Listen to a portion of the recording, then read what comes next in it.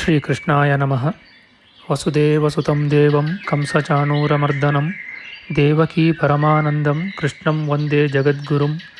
ಬ್ರಹ್ಮಸ್ಥಾನ ಸರೋಜ ಮಧ್ಯವಿಲಸಚ್ಛೀತಾಂಶು ಪೀಠಸ್ಥಿತಂ ಸ್ಫೂರ್ಜತ್ಸೂರ್ಯರುಚಿಂ ವರಾಭಯಕರಂ ಕರ್ಪೂರಕುಂದೋಜ್ವಲಂ ಶ್ವೇತಸ್ರಗ್ವಸನಾನುಲೇಪನಯುತಂ ವಿದ್ಯುದ್ರುಚಾ ಕಾಂತಯಾ ಸಂಶ್ಲಿಷ್ಟಾರ್ಧತನುಂ ಪ್ರಸನ್ನವದನಂ ವಂದೇ ಗುರುಂ ಸಾದರಂ. ಶ್ರೀಗುರುಭ್ಯೋ ನಮಃ. ಲಂಬೋದರಂ ಪರಮಸುಂದರಮೇಕದಂತಂ ರಕ್ತಾಂಬರಂ ತ್ರಿನಯನಂ ಪರಮಂ ಪವಿತ್ರಂ ಉದ್ಯದ್ದಿವಾಕರಕರೋಜ್ವಲಕಾಯಕಾಂತಂ ವಿಘ್ನೇಶ್ವರಂ ಸಕಲವಿಘ್ನಹರಂ ನಮಾಮಿ. ತ್ವಾಂ ದೇವ ವಿಘ್ನಧಲನೇತಿ ಚ ಸುಂದರೇತಿ ಭಕ್ತಿಪ್ರಿಯೇತಿ ಸುಖದೇತಿ ಫಲಪ್ರದೇತಿ ವಿದ್ಯಾಪ್ರದೇತ್ಯಗಹರೇತಿ ಚ ಯೇ ಸ್ತುವಂತಿ ತೇಭ್ಯೋ ಗಣೇಶವರದೋ ಭವನಿತ್ಯಮೇವ. ಶ್ರೀಮಹಾಗಣಪತಯೇ ನಮಃ. ಯಾ ಕುಂದೇಂದು ತುಷಾರಹಾರಧವಳ ಯಾ ಶುಭ್ರವಸ್ತ್ರಾವೃತ ಯಾ ವೀಣಾ ವರದಂಡಮಂಡಿತಕರ ಯಾ ಶ್ವೇತಪದ್ಮಾಸನ ಯಾ ಬ್ರಹ್ಮಾಚ್ಯುತಶಂಕರಪ್ರಭೃತಿಭಿಃ ದೇವೈಃ ಸದಾ ವಂದಿತಾ ಸಾ ಮಾಂ ಪಾತು ಸರಸ್ವತೀ ಭಗವತಿ ನಿಶ್ಶೇಷಜಾಡ್ಯಾಪಃ. ಶ್ರೀ ಸರಸ್ವತ್ಯೇ ನಮಃ. ವೇದಾರ್ಥತತ್ವವಿಶದೀಕರಣೇನ ಪುಂಸಾಂ ಉಚ್ಚೈರ್ಗತಿಂ ಜಗತಿ ಯೋ ದಯಯಾ ವಿಧಾತುಂ ರಮ್ಯಾಂ ಪುರಾಣಪದವೀಂ ಪ್ರಣಿನಾಯ ತಸ್ಮೈ ಲೋಕೇಶವೈಭವಪುಷೇ ಋಷಯೇ ನಮಸ್ತಾತ್. ತಸ್ಮೈ ವ್ಯಾಸಾಯ ಮುನಯೇ ಸರ್ವಜ್ಞಾಯ ಮಹರ್ಷಯೇ ಪಾರಾಶರ್ಯಾಯ ಶಾಂತಾಯ ನಮೋ ನಾರಾಯಣಾತ್ಮನೇ. ಶ್ರೀವ್ಯಾಸಾಯ ನಮಃ. ನಾರಾಯಣಂ ನಮಸ್ಕೃತ್ಯ ನರಂ ಚೈವ ನರೋತ್ತಮಂ ದೇವೀಂ ಸರಸ್ವತೀಂ ವ್ಯಾಸಂ ತತೋ ಜಯಮುದೀರಯೇತ್. ಕನಕರುಚಿದುಕೂಲಃ ಕುಂಡಲೋಲ್ಲಾಸಿಗಲ್ಲಃ ಶಮಿತಭುವನಭಾರಃ ಕೋಪಿ ಲೀಲಾವತಾರಃ ತ್ರಿಭುವನಸುಖಕಾರಿ ಶೇಷಶಾಯೀ ಮುಕುಂದೋ ಪರಿಕಲಿತರಮಾಂಗೋ ಮಂಗಲಂ ನಸ್ತನೋತು. ನಮಾಮಿ ಗೋವಿಂದಪದಾರವಿಂದಂ ಸದೇಂದಿರಾನಂದನಮುತ್ತಮಾಡ್ಯಂ ಜಗಜ್ಜನಾನಾಂ ಹೃದಿ ಸನ್ನಿವಿಷ್ಟಂ ಮಹಾಜನೈಕಾಯನಮುತ್ತಮೋತ್ತಮಂ. ನಮಸ್ತೆ ಚಕ್ರಹಸ್ತಾಯ ಶಾಂಗಹಸ್ತಾಯ ತೇ ನಮಃ. ನಂದಹಸ್ತಾಯ ತೇ ವಿಷ್ಣೋ ಶಂಖಹಸ್ತಾಯ ತೇ ನಮಃ. ಓಂ ನಮೋ ವಾಸುದೇವಾಯ ನಮಃ ಸಂಕರ್ಷಣಾಯ ಚ ಪ್ರದ್ಯುಮ್ನಾಯ ನಮಸ್ತುಭ್ಯಂ ಅನಿರುದ್ಧಾಯ ತೇ ನಮಃ.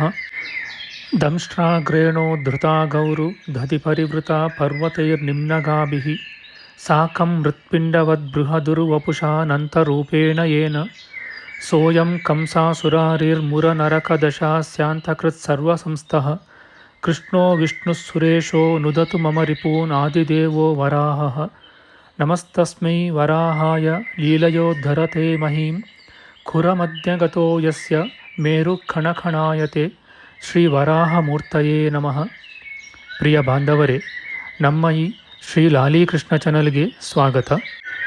ಇಂದಿನ ವಿಡಿಯೋದಲ್ಲಿ ನಾವು ಶ್ರೀ ವರಾಹ ಮಹಾಪುರಾಣದ 160ನೇ ಅಧ್ಯಾಯದ ಉತ್ತರ ಭಾಗದ ವಿಚಾರ ಮಾಡೋಣ. ಈ ಅಧ್ಯಾಯದಲ್ಲಿ ಮಥುರೆಯ ತೀರ್ಥಕ್ಷೇತ್ರ ಪ್ರಾಶಸ್ತ್ಯ, ಯಾತ್ರಾಕ್ರಮ ಮತ್ತು ಫಲಗಳ ವಿಚಾರ ಮಾಡೋಣ. ಶ್ರೀಕೃಷ್ಣಾಯ ನಮಃ. ಶ್ರೀ ವರಾಹಮೂರ್ತಿಯು ಹೇಳುತ್ತಾನೆ, ಮಹಾವಿದ್ಯೇಶ್ವರೀ ದೇವಿಯು ಪಾಪವನ್ನು ಹೋಗಲಾಡಿಸುವಳು, ಕ್ಷೇತ್ರ ರಕ್ಷಣೆಗಾಗಿ ಇರುವವಳು, ಮನುಷ್ಯರಿಗೆ ಯಾತ್ರೆಯ ಸಿದ್ಧಿಯನ್ನು ಉಂಟು ಮಾಡುವವಳೂ ಆದ ಪ್ರಭಾ ಮಲ್ಲಿಕೆಯನ್ನು ಅಲ್ಲೇ ನೋಡಿ ಯಾತ್ರಿಕನು ತನ್ನ ಇಷ್ಟವನ್ನು ಪಡೆಯುವನು. ಮಹಾವಿದ್ಯೇಶ್ವರೀ ದೇವಿಯು ಕೃಷ್ಣನ ರಕ್ಷಣೆಗಾಗಿ ಉದ್ಯುಕ್ತಳಾದವಳು. ಅಲ್ಲಿ ಯಾವಾಗಲೂ ಇದ್ದು ಪಾಪವನ್ನು ಹೋಗಲಾಡಿಸಿ ಸಿದ್ಧಿಯನ್ನು ಉಂಟು ಮಾಡುವಳು. ಕೃಷ್ಣನು ಬಲರಾಮನು ಕಂಸನನ್ನು ಕೊಲ್ಲಲಿಚ್ಛಿಸಿದ ಗೋಪರೊಡನೆ ಮಂತ್ರಾಲೋಚನೆ ಮಾಡಿ ನಿರ್ಣಯಿಸಿ ಅಲ್ಲಿ ಸಂಕೇತವನ್ನು ಮಾಡಿದರು. ಸಂಕೇತ ಮಾಡಿದ ಅವರು ಆ ಸಿದ್ಧಿದೇವಿಯನ್ನು ಪ್ರತಿಷ್ಠೆ ಮಾಡಿದರು. ಆದುದರಿಂದ ಸಿದ್ಧಿಪ್ರದಳೂ ಸುಖದಾಯಕಳೂ ಆದ ಆಕೆ ಸಿದ್ಧೇಶ್ವರಿ ಎಂದು ಎನಿಸಿಕೊಂಡಳು. ಸಂಕೇತೇಶ್ವರಿ ಎಂಬ ಹೆಸರೂ ಉಳ್ಳ ಆ ದೇವಿಯನ್ನು ನೋಡಿ ಯಾತ್ರಿಕನು ಸಿದ್ಧಿಯನ್ನು ಪಡೆಯುವನು. ಅಲ್ಲಿರುವ ಕುಂಡವು ನಿರ್ಮಲವಾದ ನೀರುಳ್ಳದ್ದು, ಮಹಾಪಾತಕ ನಾಶಕವೂ ಆಗಿದೆ. ಬಳಿಕ ಯಾರ ದರ್ಶನ ಮಾತ್ರದಿಂದಲೇ ಪಾಪಗಳನ್ನೆಲ್ಲ ಕಳೆದುಕೊಳ್ಳುವನೋ ಆ ಗೋಕರ್ಣೇಶ್ವರನೆಂಬ ಹೆಸರಿನ ಈಶ್ವರನನ್ನು ಸಂದರ್ಶಿಸಿ ಆಮೇಲೆ ಸರಸ್ವತೀ ನದಿಯ ದರ್ಶನವನ್ನು ಮಾಡಿ ಯಾತ್ರಿಕನು ಶುಭಗಳನ್ನು ಪಡೆಯುವನು. ಬಳಿಕ ಗಣೇಶನು, ವಿಘ್ನನಾಯಕನು, ಸರ್ವಸಿದ್ಧಿಪ್ರದನೂ ಮನೋಹರನೂ ಆದ ವಿಘ್ನರಾಜನ ಸನ್ನಿಧಿಗೆ ಹೋಗಬೇಕು. ಅವನ ದರ್ಶನದಿಂದಲೂ ಯಾತ್ರಿಕನು ಫಲವನ್ನು ಪಡೆಯುವನು. ಅಲ್ಲೇ ಇರುವ ಪತಿವ್ರತೆಯಾದ ಗಂಗೆಯು ಮಹಾಪಾತಕ ನಾಶಕಳು. ಆಕೆಯ ದರ್ಶನ, ಸ್ಪರ್ಶನ, ಧ್ಯಾನಗಳಿಂದ ಸರ್ವೇಷ್ಟ ಸುಖಗಳನ್ನು ಅನುಭವಿಸುವನು. ಮಹಾದೇವನ ಮುಖದಂತೆಯೇ ಮುಖವುಳ್ಳ ರುದ್ರ ಮಹಾಲಯನೆಂಬ ಹೆಸರಿನ ಮತ್ತೊಬ್ಬ ಕ್ಷೇತ್ರಪಾಲನನ್ನು ನೋಡುವುದರಿಂದ ಯಾತ್ರಿಕನು ಕ್ಷೇತ್ರವಾಸದ ಫಲವನ್ನು ಪಡೆಯುವನು. ಬಳಿಕ ಉತ್ತರದ ಕಡೆಯಲ್ಲಿರುವ ಗಣೇಶ್ವರ ದೇವನನ್ನು ಸಂದರ್ಶಿಸಬೇಕು. ಭಗವಂತನಾದ ಕೃಷ್ಣನು ಅಲ್ಲಿ ಗೊಲ್ಲರೊಡನೆ ಜೂಜಾಟವನ್ನಾಡಿದನು. ಬಗೆ ಬಗೆಯ ಉಪಹಾಸ್ಯ ರೂಪದಿಂದ ಅವನು ಗೋಪಿಯರನ್ನು, ಧನವನ್ನು ಗೆದ್ದನು. ಗೊಲ್ಲರು ಗೋಪಿಯರನ್ನು ಕರೆದುಕೊಂಡು ಬಂದು ಕೃಷ್ಣನಿಗೆ ಅರ್ಪಿಸಿದರು. ಗೋಪಾಲಕೃಷ್ಣನ ಸನ್ನಿಧಿಗೆ ಹೋಗುವುದು ಮಹಾಪಾತಕ ನಾಶಕ್ಕೆ ಕಾರಣ. ಕೃಷ್ಣನ ಸಮಸ್ತ ಬಾಲಚರಿತವನ್ನು, ಅವನ ಸಂಚಾರವನ್ನು ನಡೆದಂತೆಯೇ ಋಷಿಗಳು ಪ್ರತ್ಯಕ್ಷವಾಗಿ ತಮಗೆ ಸಂತೋಷವಾಗುವಂತೆ ನೋಡಿ ವಿಷ್ಣುವಿನ ಉತ್ತಮ ಮಹಿಮೆಯನ್ನು ಧ್ಯಾನಿಸಿದರು.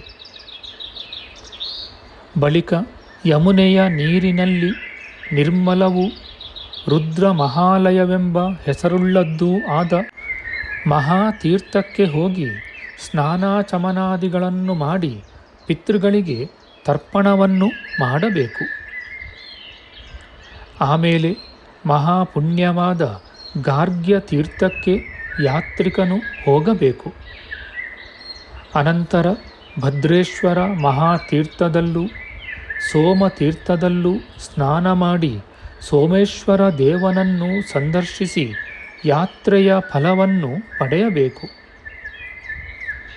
ಮುಂದೆ ಸರಸ್ವತಿ ಸಂಗಮದಲ್ಲೂ ವಿಧಿಯಂತೆ ಬೇಕಾದುದನ್ನು ಕೊಟ್ಟು ದೇವರ್ಷಿ ಪಿತೃಗಳನ್ನು, ಮನುಷ್ಯರನ್ನು ಚೆನ್ನಾಗಿ ತೃಪ್ತಿಪಡಿಸಿದರೆ ಮನುಷ್ಯನು ವಿಷ್ಣು ಸಾಯುಜ್ಯವನ್ನು ಪಡೆಯುವನು.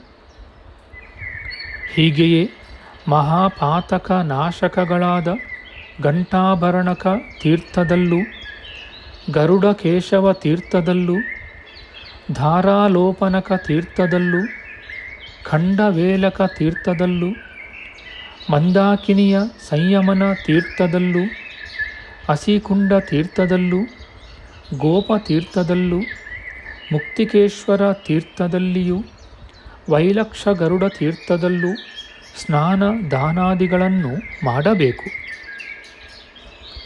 ಈ ತೀರ್ಥಗಳೆಲ್ಲವೂ ವಿಶ್ರಾಂತಿ ಎಂಬ ಹೆಸರಿನ ತೀರ್ಥದಂತೆಯೇ ಪುಣ್ಯಪ್ರದವಾದುವು. ಭಕ್ತಿಯುಳ್ಳವನೂ ಜಿತೇಂದ್ರಿಯನೂ ಆಗಿ ಈ ತೀರ್ಥಗಳಿಗೆ ಹೋಗಿ ಸ್ನಾನ ಮಾಡಿ ದೇವತೆಗಳನ್ನು, ಪಿತೃಗಳನ್ನು ಚೆನ್ನಾಗಿ ಪೂಜಿಸಿ ಬಳಿಕ ಮುಂದೆ ಹೇಳಿರುವಂತೆ ದೇವನನ್ನು ಸ್ತುತಿಸಿ ಒಲಿಸಿಕೊಳ್ಳಬೇಕು.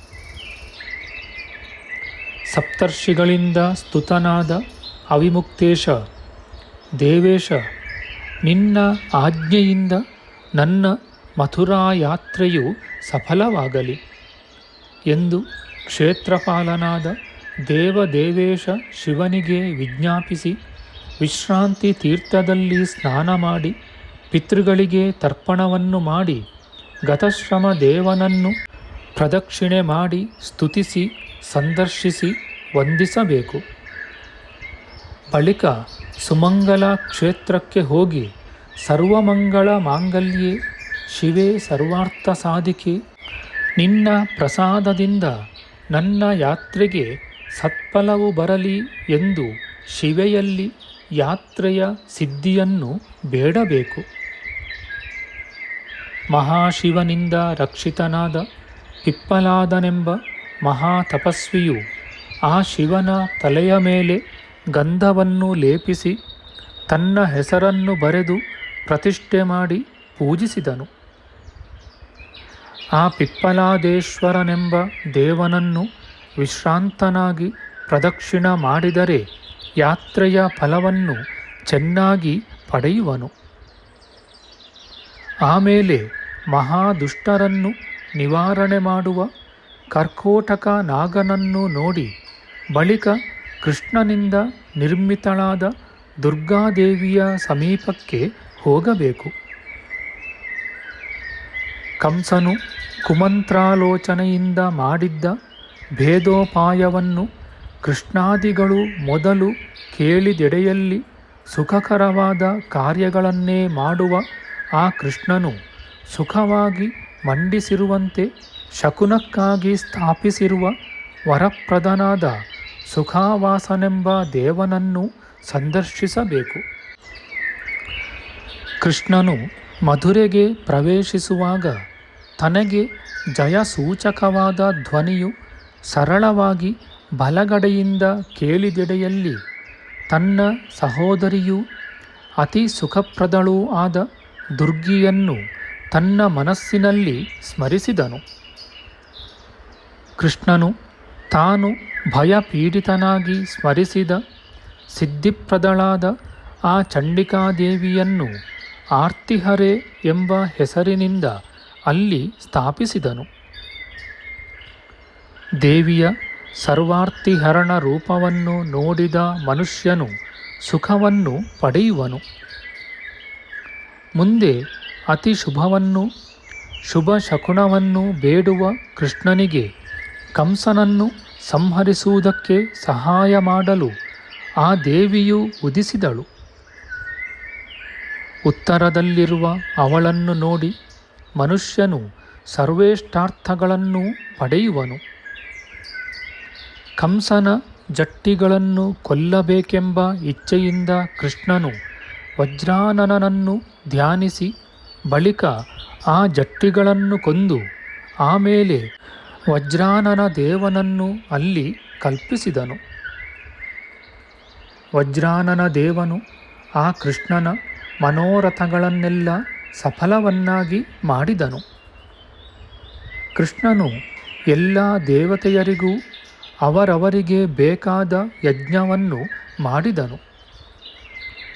ಕೃಷ್ಣನ ಬಾಲ್ಯ ಚರಿತ್ರೆ ಮಂಗಳಯುತವೂ ಸರ್ವ ಪಾಪಹರವೂ ಶುಭವೂ ಮಹಾಪಾತಕ ನಾಶಕವೂ ಆದುದು.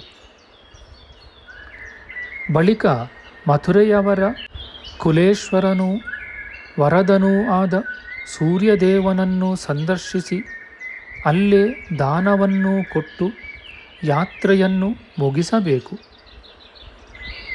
ದೇವಿ ಕಾರ್ತೀಕ ಮಾಸದ ಶುಕ್ಲಪಕ್ಷದ ನವಮಿಯ ದಿನ ಹೀಗೆ ಮಥುರೆಯನ್ನು ಪ್ರದಕ್ಷಿಣ ಮಾಡುವ ಯಾತ್ರಿಕನು ತನ್ನ ಕುಲದವರನ್ನೆಲ್ಲ ಕರೆದುಕೊಂಡು ಹೋಗಿ ವಿಷ್ಣು ಲೋಕದಲ್ಲಿ ನೆಲೆಸುವನು.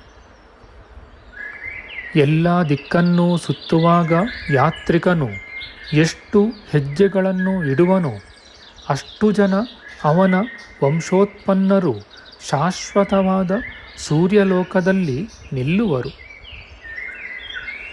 ಬ್ರಹ್ಮಹತ್ಯೆ ಮಾಡಿದವನು, ಮದ್ಯಪಾಯಿಯು, ಕಳ್ಳರು, ವ್ರತಭಂಗವನ್ನು ಪಡೆದವರು, ಅಗಮ್ಯಾಗಮನಶೀಲರು, ಪರರ ಭೂಮಿಯನ್ನು ಸ್ತ್ರೀಯನ್ನು ಅಪಹರಿಸುವವರು, ಮಥುರೆಯನ್ನು ಪ್ರದಕ್ಷಿಣ ಮಾಡಿ ಪಾಪವಿಲ್ಲದವರಾಗುವರು.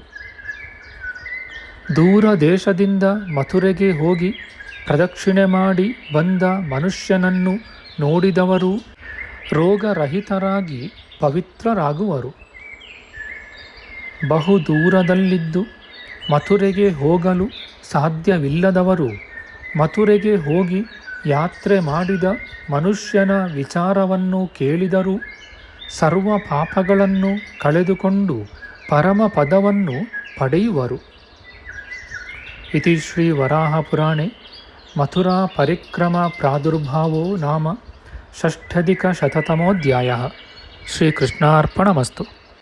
ನಮ್ಮ ಮುಂದಿನ ವಿಡಿಯೋದಲ್ಲಿ ನಾವು ಶ್ರೀ ವರಾಹ ಮಹಾಪುರಾಣದ 161ನೆಯ ಅಧ್ಯಾಯವಾದ ಮಥುರೆಯ ಮತ್ತು ಮಧುವನಾದಿ 12 ವನಗಳ ಯಾತ್ರೆ, ಅಜ್ಞಾನಿಗಳಾದ ಪಾಪಿಗಳಿಗೂ ಸ್ವರ್ಗೋಪಾಯವಾದುದೆಂಬ ವಿಚಾರ ಮಾಡೋಣ.